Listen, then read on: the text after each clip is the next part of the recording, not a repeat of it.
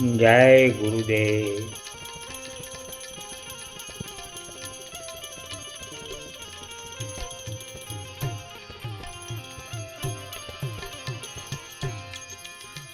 ભજન કરવા માટે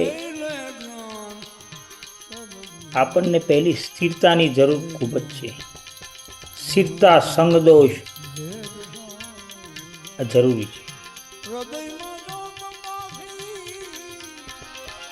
ભજનની કડી એવું કહે છે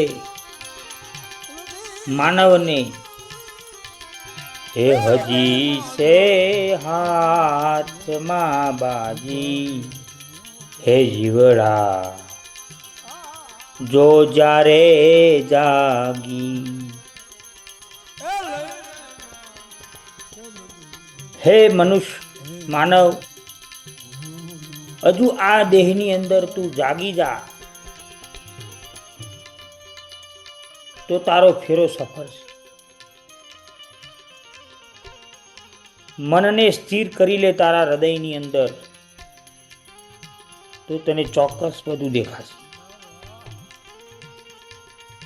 હે ધરીને ધ્યાન હે ઘટમાં, જો મળ્યો અવસર મજાનો છે. આ ખૂબ જ અવસર મજાનો મળ્યો છે. તું ભજન કરી લે, જીવડાનું જતન કરી લે. જગતના જે દેખાવ એ દોડ છે, દોડ. તમે જુઓ અમારી રાસ ગરબાની અંદર લોકો ટેટુ દોરાવે, ટૂંકા કપડાં પહેરી ગરબા ગાય. ખરેખર એ બધું તદ્દન ખોટું છે. જે કાર્યકર્તાઓને આ બધું જોવાની જરૂર છે. તમારી બેન દીકરીની ઇજ્જતને નીલામ ના કરશો. જાગૃત થાવ, જાગૃત થવાની જરૂર છે.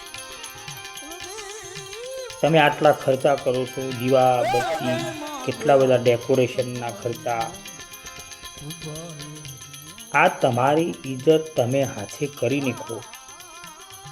આ ધ્યાન ખરેખર કાર્યકર્તાઓને રાખવું એ ખૂબ જ જરૂરી છે. સમજણ જરૂરી છે. પહેલી તો શું સમજણ જરૂરી છે. એક કડી કારમાં દોર ચાલે છે, એ જગતમાં નાસ્તિકા પણ છે. આ બધું કરો એટલે એના ભજનની કડીને મળે છે કે કડીકાર દોર ચાલે છે જગતમાં. જો નાસ્તિકપણું છે, આ નાસ્તિકપણું છે એટલે આ બધું ચાલે છે.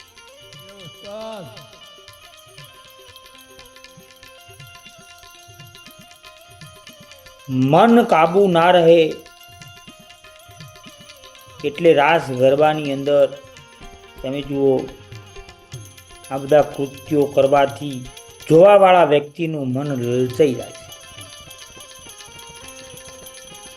એટલે મન લલચાવાથી ખોટી વસ્તુ થાય. એટલે તમે જ્યાં રહેતા હોય ત્યાં બધું ખરાબ વસ્તુ થાય, નામ બદનામ થાય. આ બધું ના થાય.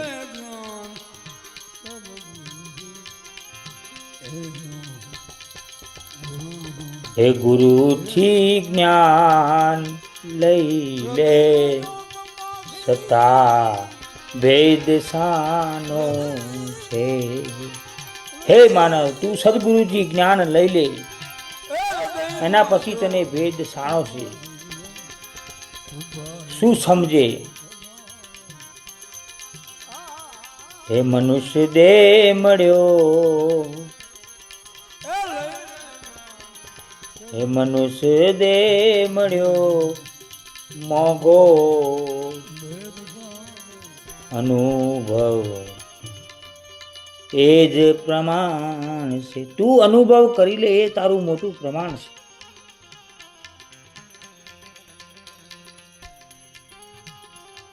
પ્રકૃતિ સાથે તું જોડાયેલો રહીશ તો તને સમજણ પડશે.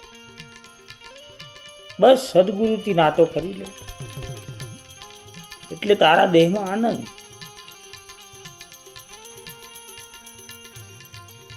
જય ગુરુદેવ.